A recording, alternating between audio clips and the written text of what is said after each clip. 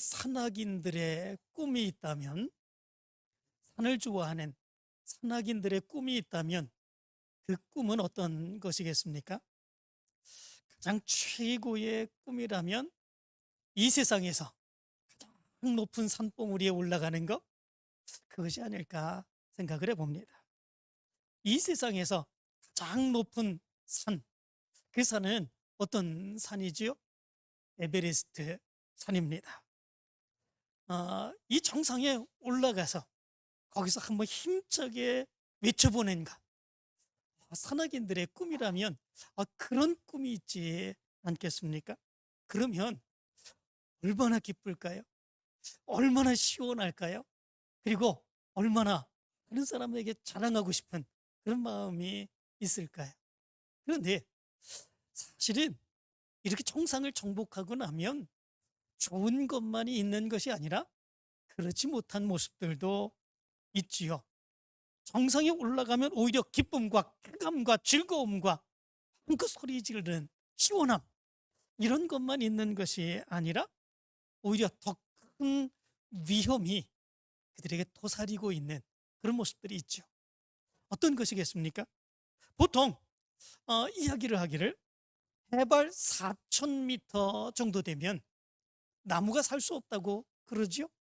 그리고 해발 6,500m 지점에 사람이 이르면 두통, 메스꺼움, 현기증, 이런 것들로 인하여 사람들이 견디기 힘든 그런 모습들이 있다고 그럽니다.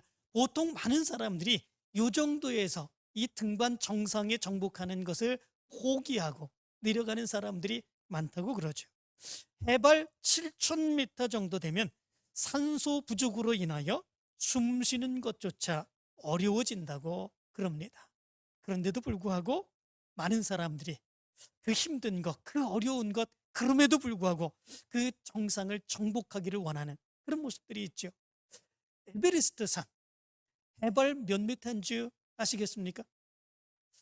에베레스트 산이 해발 8,844m라고 그럽니다. 엄청나지요? 이 산을 최초로 정상 등극한 그 사람은 누군지 아십니까? 1953년에 실버스터 숄로라고 하는 사람이 제일 처음에 이 에베레스트 산 이 정상을 정복했다고 그럽니다. 그렇다면 우리나라에서도 이 에베레스트 산을 정복한 사람이 있습니다. 그 사람이 누구인지 여러분들 기억나십니까? 오전 예배 때, 아침 일부 예배 때 어떤 분이 그랬습니다. 어몽길, 그렇게 얘기했습니다. 그런데 어몽길이 아닙니다. 이 산을 우리에서 최초로 정복한 그런 사람은 고상돈 대원이라고 그럽니다. 고상돈. 이 고상돈 대원이 이 에베레스트 산을 정복하고 난 뒤에 아래 있는 사람들하고 무전을 하면서 이렇게 이야기했다고 그러지요. 여기는 정상, 여기는 정상, 더 오를 곳이 없습니다. 이렇게 얘기를 했다고 합니다. 정말 대단한 거 아니겠습니까? 정상을 다 올라갔죠. 이제 더 이상 올라갈 데가 없는 것입니다. 여기는 정상, 더 오를 곳이 없습니다. 얼마나 기쁘고 얼마나 좋고 얼마나 상쾌할까, 이런 생각을 해봅니다. 그런데 그 정상을 정복하기 위해서 수많은 사람들이 올라갔다 실패를 했죠. 그리고 그 정상을 정복하는 그런 가운데 수많은 사람들이 목숨을 잃었습니다. 이런 것들을 가만히 생각을 해보면 정상을 정복한다고 하는 것, 이것은 반드시 좋고 기분 좋고 쾌락이 있고 이런 것만이 아니다 라고 하는 것을 우리는 알 수 있게 됩니다. 사람들은 점점점 높은 곳으로 올라가기를 원합니다. 거기에는 쾌감이 있고 즐거움이 있고 기쁨이 있을 거라고 생각합니다. 그리고 실제로 그 정상에 올라가서 큰 소리로 외치면 가슴이 터지는 것 같은 그런 기분을 만끽하는 그런 모습들이 있습니다. 그런데 참 놀라운 것은, 또 이상한 것은, 사람들이 그렇게 올라가기를 원하는 그 정상에 올라가면 올라갈수록 생명을 보장해 줄 수 있는 산소는 점점 더 희박해져 갑니다. 그리고 사람들의 생명도 빼앗아가는 그런 모습들이 있습니다. 그런데 반면 올라갔던 그 산을 내려오면 어떻습니까? 내려오면 산소가 고만해지게 됩니다. 그리고 숨쉬기도 더 좋아지게 됩니다. 다 아래까지 내려오게 되면 그때는 큰 평안을 누리게 되는 이런 모습들이 있게 됩니다. 많은 사람들이 정상에 올라가면, 최고의 높은 곳에 올라가면 거기에 기쁨이 있을 줄 생각합니다. 거기에 즐거움이 있을 줄 생각합니다. 그래서 많은 사람들이 그 산꼭대기로 자꾸 올라갑니다. 그런데 오히려 정상에 올라가서 누리는 기쁨보다도 오히려 어려움과 괴로움을 더 많이 느끼게 되는 그런 모습들이 있게 되죠. 오히려 내려오면서 더 평안함을 느끼게 됩니다. 더 기쁨을 누리게 되는 이런 모습들이 있게 됩니다. 이런 모습은 한 단편의 그런 모습이기는 하지만 어떤 면에서 보게 되면 우리 믿음의 사람들이 어떻게 살아가야 되는가라고 하는 것을 이야기해 주고 있는 그런 모습이 아닌가, 이런 생각을 해봅니다. 우리 믿음의 사람들도 그렇습니다. 세상을 살아가면서 더 높은 곳으로 올라가기를 원하죠. 더 잘되기만을 원하는 그런 모습들이 있지요. 그러면 자기가 좋을 것 같습니다. 그러면 평안할 것 같습니다. 그러면 행복할 것 같습니다. 그러면 그 어떤 것보다도 더 즐거울 것 같습니다. 그런데 사실은 그렇지 아니합니다. 더 많이 가진 사람들, 더 높이 올라간 사람들, 최고의 자리에 있는 그런 사람들이 오히려 기쁨 누리며 참 평안하다, 나는 행복하다, 이렇게 이야기하며 살아가는 거 보셨습니까? 그렇지 아니합니다. 더 높이 올라가면 올라갈수록 더 힘들다고 그럽니다. 더 괴롭다고 그럽니다. 반면에 더 내려가면 내려갈수록 많은 사람들이 나는 행복합니다, 나는 편안합니다, 그렇게 얘기를 하지 않습니까? 산을 올라갔다 내려오는 사람들의 그 모습과 얼마나 똑같은 그런 모습들이 있는지 모릅니다. 우리의 신앙의 삶도 마찬가지입니다. 우리 신앙의 삶도 자기를 높이는 그런 삶, 자기를 높이고 자기가 높아지고 그러는 삶보다도 자기를 철저하게 낮추는 그런 삶, 그런 삶에서 기쁨을 누리고 오히려 그 삶에서 하나님께 영광 돌리게 될 수 있는 이런 모습들이 나타나게 됨을 우리는 깨달을 수 있게 됩니다. 오늘 성경 말씀 가운데서 보면 다윗의 고백 가운데 바로 그런 고백이 나오고 있는 것을 보게 됩니다. 오늘 우리가 읽어드린 그 하나님의 말씀을 생각해 보면 이 배경을 보면 이 사무엘상 4장부터 이 배경을 한번 생각해 보아야 됩니다. 이 사무엘상 4장의 말씀 가운데 보면 이스라엘 백성들이 블레셋과 전쟁을 행하게 됩니다. 그리고 그 전쟁 가운데에서 하나님의 법궤를 빼앗기게 됩니다. 그리고 엘리 제사장의 두 아들 홈리와 비느하스가 그 전쟁 가운데서 죽게 됩니다. 그래서 더 큰 문제가 생기게 됩니다. 그것은 뭐냐면 하나님의 임재의 상징, 하나님이 거기 계시며 이스라엘 백성들을 만나주시고 이스라엘 백성들에게 축복해 주시고 죄 용서함을 해주신다고 믿었던 하나님의 법궤, 그 법궤를 블레셋 사람들에게 빼앗기고 말게 됩니다. 정말 엄청난 패배를 맛보는 그런 모습들이 있게 되었던 거죠. 블레셋 사람들의 입장에서 보면 그것보다도 더 큰 기쁨이 없고 그것보다도 더 큰 승리가 없는 거지요. 결국은 블레셋 사람들이 하나님의 법궤를 뺏어다가 다곤신을 섬기는 그 신당 앞에, 다곤신 옆에 모셔두게 되는 이런 모습들이 있게 되지요. 그런데 그 다음 날 일찍이 가서 보게 되니까 다곤이 여호와의 귀 앞에 엎드러져서 그 얼굴이 땅에 닿게 되는 이런 모습들이 있게 됩니다. 거기에 사람들이 다곤을 다시 일으켜서 그 자리에 세워놓습니다. 그러나 그 다음날 아침 또 가보니까 또 다곤이 여호와의 귀 앞에 또다시 엎드러져 얼굴이 땅에 닿았고 그 머리와 두 손목은 끊어져서 문지방에 있고 다곤의 몸뚱이만 남아있게 되는 이런 모습들을 갖게 됩니다. 블레셋 사람들이 너무 두려워하는 그런 모습들이 있게 되죠. 그리고 하나님의 궤, 법궤를 다시 돌려보내게 됩니다. 새 수레에 싣고 소 2마리의 마리가 끌게 하여서 이제 벳세메스로 이제 하나님의 법궤를 다시 돌려주게 되는 그런 모습들이 있게 되죠. 그리고 벳세메스에 오게 되었을 때 벳세메스 사람들이 그 하나님의 법궤를 아주 중히 여기지 않습니다. 이렇게 경히 여기는 그런 모습들이 있게 됩니다. 그 법궤의 안을 들여다보는 그런 모습들이 있게 되죠. 그 모습 안에서 하나님의 진노가 나타나게 되고 거기에 있던 사람들 70여 명이 죽게 되는 그런 모습들이 있게 되죠. 거기에 사람들이 엄청난 두려움을 갖게 됩니다. 그리고 거기에 전령을 보내서 기럇 여아림에 있는 사람들에게 이렇게 말합니다. 블레셋 사람들이 여호와의 궤를 도로 가져왔으니 너희는 내려와서 그것을 너희에게로 옮겨가라. 이렇게 얘기를 합니다. 왜 기럇 여아림 사람들에게 이 하나님의 법궤를 블레셋 사람들이 돌려주었으니까 가져가라 이렇게 얘기한 것이겠습니까? 그것은 그 당시에 하나님의 성소가 있었던 실로가 블레셋 사람들에게 의해서 완전하게 휘파되는 그런 모습들이 있었기 때문에 그렇습니다. 그리고 엘리 제사장의 두 아들 죽었지 않았습니까? 그 전쟁 가운데서 죽고 엘리 제사장도 그 소식을 듣고 뒤로 넘어져 목이 꺾여 죽음을 당하게 되는 그런 모습들이 있게 되었지요. 거기에는 하나님의 하나님을 섬길 수 있는 그런 사람들이 없습니다. 그러나 기럇 여아림에는 그럼에도 불구하고 하나님의 성소 그리고 이제 하나님의 법궤를 섬길 수 있는 그런 사람이 있었던 거지요. 그래서 그 사람들이 와가지고 결국은 그 법궤를 가져가게 됩니다. 그리고 산에 사는 아비나답의 집에 올려놓고 그리고 하나님의 법궤를 섬기게 하는 그런 모습들이 있게 됩니다. 그리고 다윗이 왕위에 오르게 됩니다. 왕위에 오른 다윗이 이런 생각을 합니다.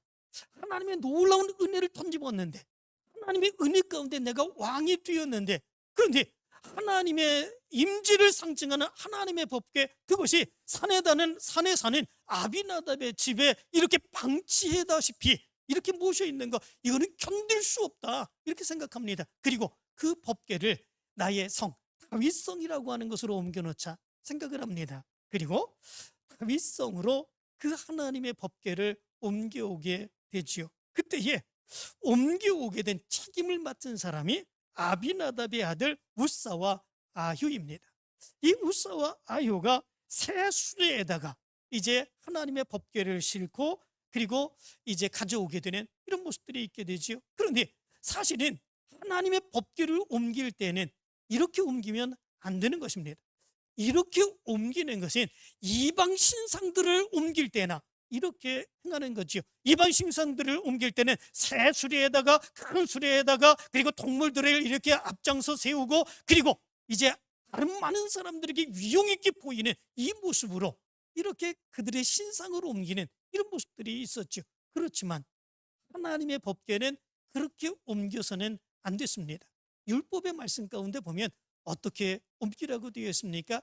레위인들이 이 하나님의 법궤 이 네 구퉁이에 고리가 있는데 거기에 봉으로 끼워서 어깨에 메고 하나님의 법궤를 옮기도록 이렇게 됐습니다. 하나님은 존귀한 하나님이십니다.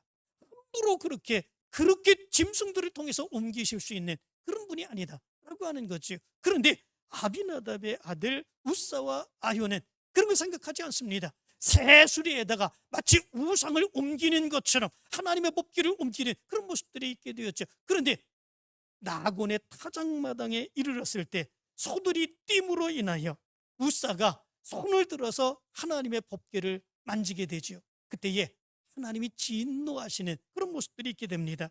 하나님이 진노하셔서 이 하나님의 궤 옆에서 우사가 죽음을 당하게 되는 이런 모습들이 있게 되죠. 무엇 때문에 그렇게 된 것이겠습니까? 하나님의 방법대로 옮기지 아니하고 그리고 하나님께서 기뻐하시는 대로 행하지 않은 모습 때문에 그렇습니다. 물론 이제 궤를 옮길 때에는 레위인들에 의해서 옮기는 것이 정식이었지만 이 우사에게 있어서 더 중요한 것이 있었습니다. 그 모습은 무엇이었겠습니까? 그것은 하나님의 이 궤를 옮길 때에 그의 마음, 그의 정신, 그의 자세, 그의 위치 이런 것들을 온전하게 행하지 못하는 그런 모습들이 있었던 것입니다. 마치 그가 하나님의 궤를 보호하고 있는 것처럼 마치 그가 하나님의 궤를 지키는 사람처럼 그렇게 생각하는 그런 모습 가운데 그 궤를 옮기는 그런 모습들 그래서 떨어지려고 하니까 그 궤를 붙잡게 되는 이런 모습들이 있게 된 거죠. 자기의 위치를 망각한 거죠. 하나님의 귀를 섬기는 그 사람에게 있어서는 하나님을 더 귀중하게 여겨야 되는 그런 모습들이 있는데 그거 생각하지 않습니다.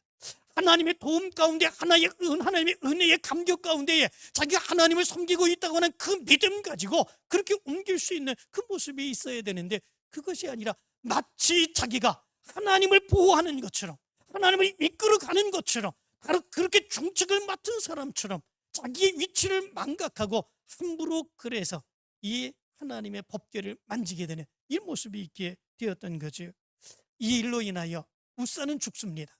그리고 다윗은 엄청난 두려움 가운데 빠지게 되는 그런 모습들이 있게 되죠. 그리고 다윗성으로 하나님의 법궤를 옮기고자 했었던 다윗의 마음이 식어져서 결국은 오벳에돔이라고 하는 그런 사람의 집에 모시게 됩니다. 오벳에돔의 집에 석 달을 모시게 되었는데 하나님께서 그 오벳에돔의 집에 큰 축복을 해주게 되고 그리고 다윗은 그 모습을 보면서 그의 마음이 열리게 되는 그런 모습들이 있게 되죠. 그 전의 마음처럼 하나님의 궤를 다시금 다윗성으로 모셔드리게 되는 그런 모습들이 있게 됩니다. 이번에는 하나님의 율법에서 말씀하신 대로 레위인들에 의해서 그 하나님의 법궤를 옮깁니다.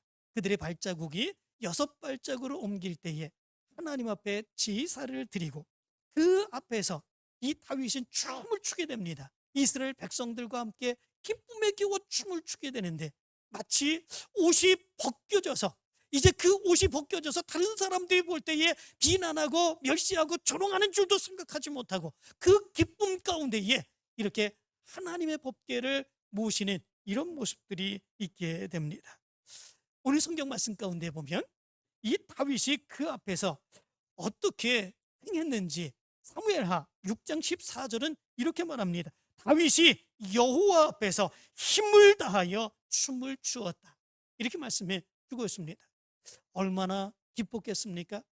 하나님의 궤, 하나님의 임재의 상징, 하나님이 계십니다. 하나님이 만나주십니다. 하나님이 축복해 주십니다. 그리고 지금 나에게 이렇게 왕위에 올라서게 해주신 분도 하나님이십니다. 그 하나님을 모시는 기쁨 얼마나 기쁘고 즐거울까. 다윗은 자기가 왕이라고 하는 것, 그 체면, 그 위신, 그 직위 생각하지 않습니다. 백성들처럼 똑같은 모습 가운데 춤을 추는, 옷이 벗어지는 줄도 모르게 춤을 추는 그 모습이 다윗의 모습이었습니다.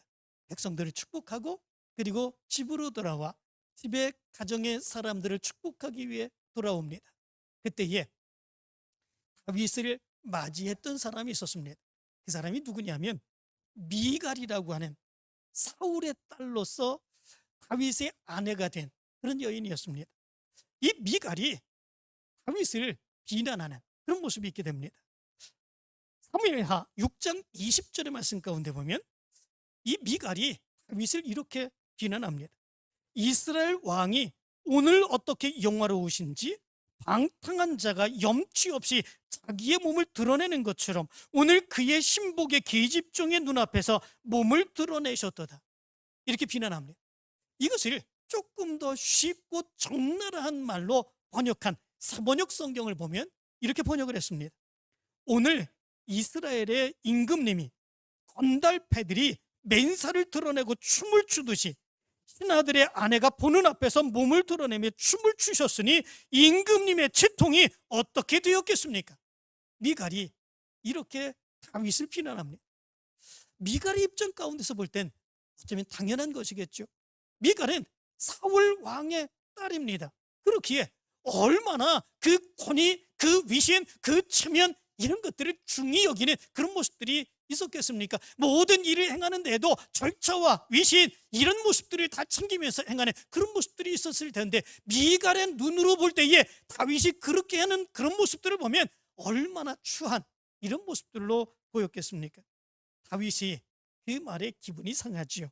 그리고 미갈에게 이렇게 얘기를 합니다. 이는 여호와 앞에서 한 것이라. 그가 네 아버지와 그의 온 집을 버리시고 나를 택하사 나를 여호와의 백성 이스라엘의 주권자로 삼으셨으니 내가 여호와 앞에서 뛰놀리라. 내가 이보다 더 낮아져서 스스로 천하게 보일지라도 네가 말한 바 계집종에게는 내가 높임을 받으리라. 이렇게 이야기합니다. 이 모습에 대해서 새번역 성경은 또한 이렇게 쉽게 번역을 합니다. 그렇소, 내가 주님 앞에서 그렇게 춤을 추었소. 주님께서는 그대의 아버지와 그의 온 집안이 있는데도 그들을 마다하시고 나를 뽑으셔서 주님의 백성 이스라엘을 다스리도록 통치자로 세워주셨어. 그러니 나는 주님을 찬양할 수밖에 없어. 나는 언제나 주님 앞에서 기뻐하며 뛸 것이요, 내가 스스로 보아도 천한 사람처럼 보이지만 주님을 찬양하는 일 때문이라면 이보다 더 낮아지고 싶소. 그래도 그대가 말한 그 여자들은 나를 더욱 더 존경할 것이요. 이렇게 번역을 했습니다.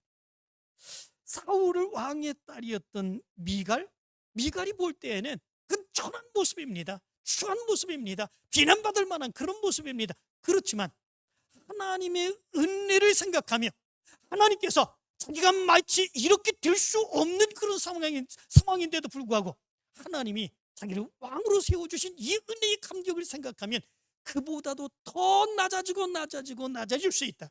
그렇게 되기를 원한다. 다윗이 그렇게 이야기한 것을 보게 됩니다. 이 모습을 가만히 생각을 해보면 우리 믿음의 사람들도 그런 모습들이 있지 않을까, 이런 생각을 합니다. 하나님의 은혜를 우리도 체험했습니다. 하나님의 은혜 가운데 우리도 살아갑니다. 그렇다면 우리가 믿음 생활할 때에 믿음의 모습은 어떠해야 될까? 하나님께서 맡겨주신 그 하나님의 사역을 감당할 때에 우리의 사역의 모습은 어떠해야 될까? 이런 생각을 해봅니다. 다윗처럼 철저하게 자기를 낮추는 모습 가운데 그렇게 그 사역을 감당할 수 있어야 되지 않을까? 하나님 앞에서 더 낮아지는 바로 그 모습 가운데, 은혜의 감격 가운데 하나님의 사역을 감당할 수 있는 모습들, 그 모습으로 우리가 그 사역을 감당할 수 있어야 되지 않을까? 그렇다면 여러분들은 어느 정도 낮아질 수 있습니까?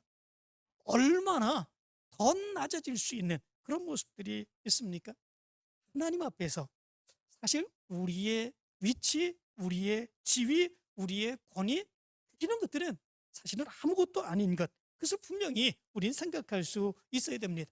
하나님 앞에서 우리가 무엇을 자랑할 수 있겠습니까? 하나님 앞에서 우리가 무엇을 내세울 수 있겠습니까? 하나님 앞에서 우리의 지식, 우리의 명예, 우리가 가진 것, 이런 것, 배운 것, 우리가 체험한 것, 그런 거 다 내세울 수 있는 그런 것들입니까? 아니죠. 그거 하나님 앞에서는 아무것도 아닙니다. 사람들 앞에서는 얼마든지 자랑할 수 있습니다. 사람들 앞에서는 얼마든지 내세울 수 있습니다. 그렇지만 하나님 앞에서는 그런 것들이 아무것도 아닌 것입니다. 하나님 앞에서는 내세울 수 있는 거 아무것도 없습니다. 하나님 앞에서 그 은혜의 감격 가운데 살아가는 그런 사람들이 할 수 있는 것이 있다면 그것이 무엇입니까? 철저하게 자기를 내려놓는 그런 일이지요. 왜냐하면 하나님으로부터 받은 게 많기 때문에 그렇습니다.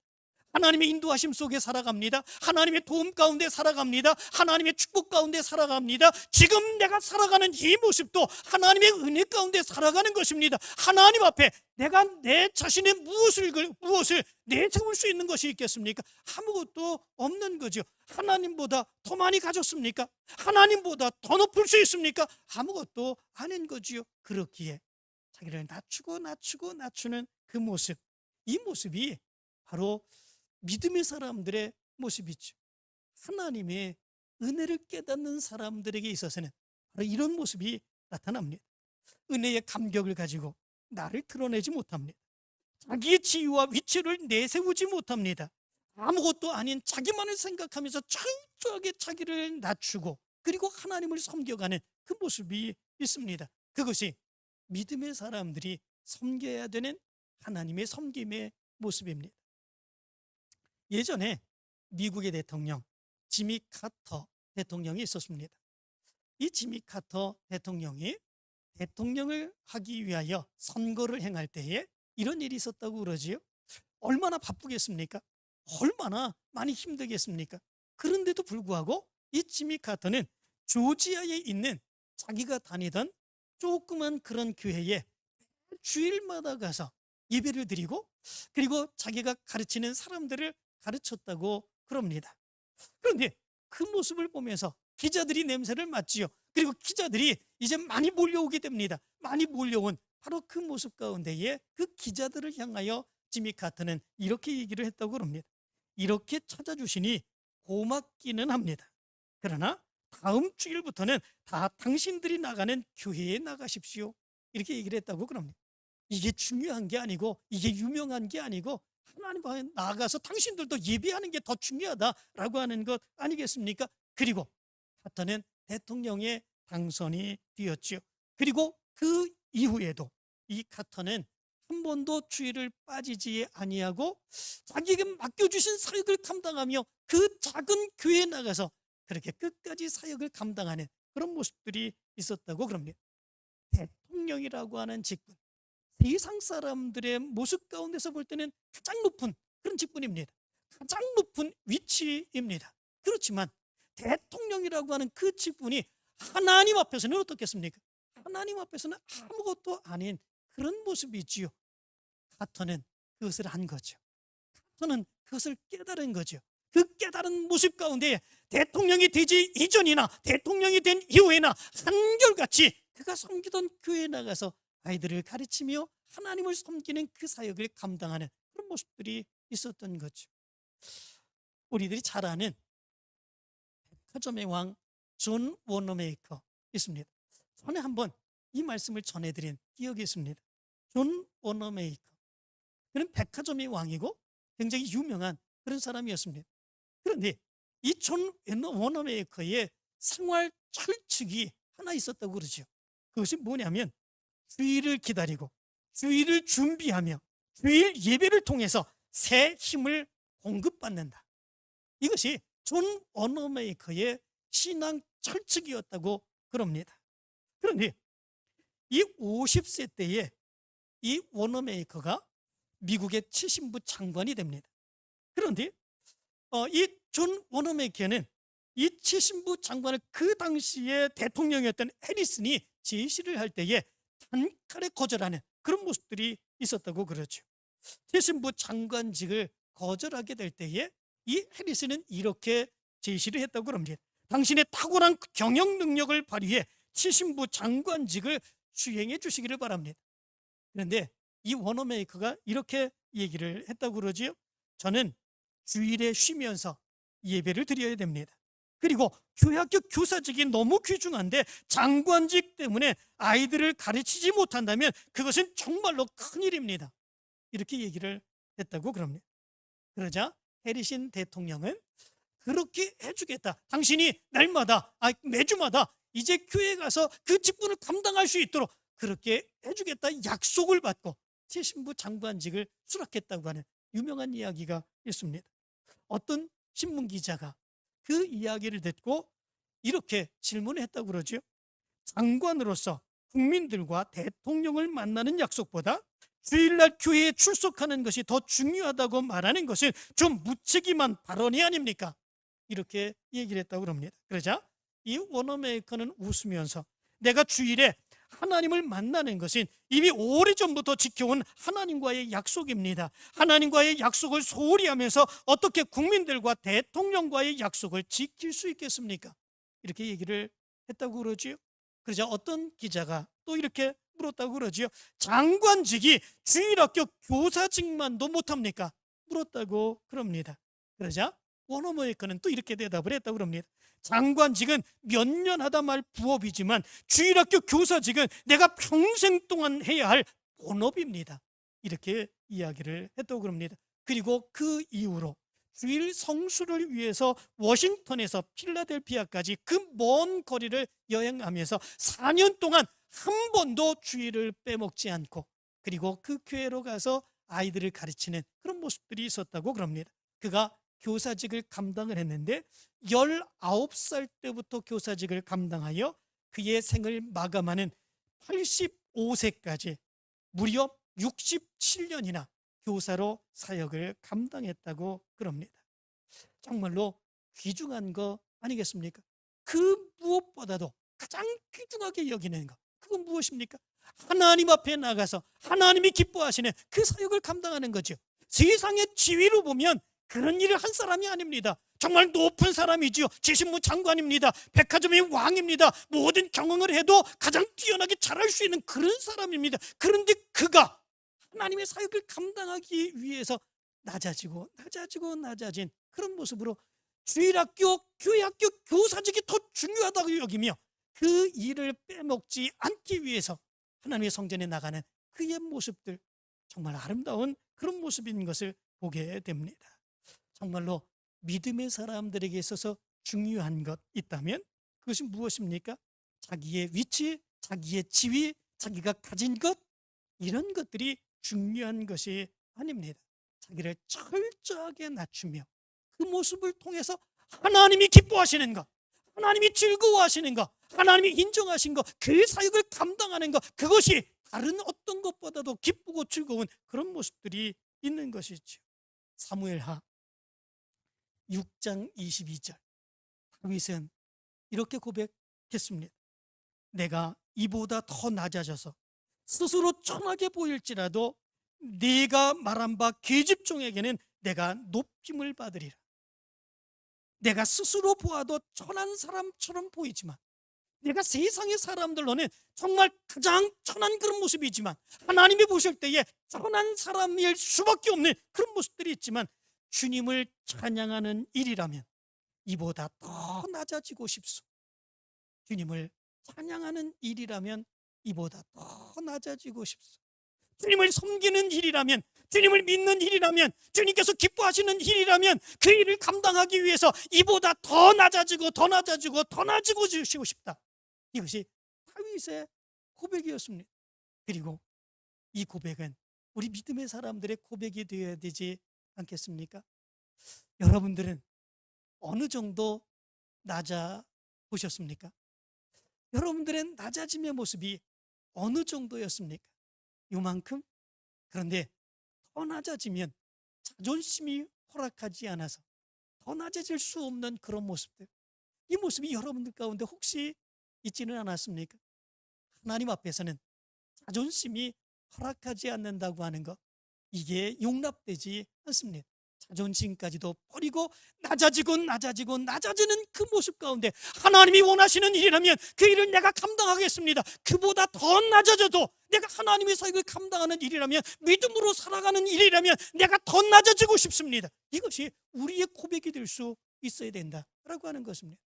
여러분들이 다윗과 같은 이 믿음을 가지고 더 낮아져 그 사역을 감당하며 하나님의 기쁨이 되는 여러분들이 되시기를 간절히 축원합니다.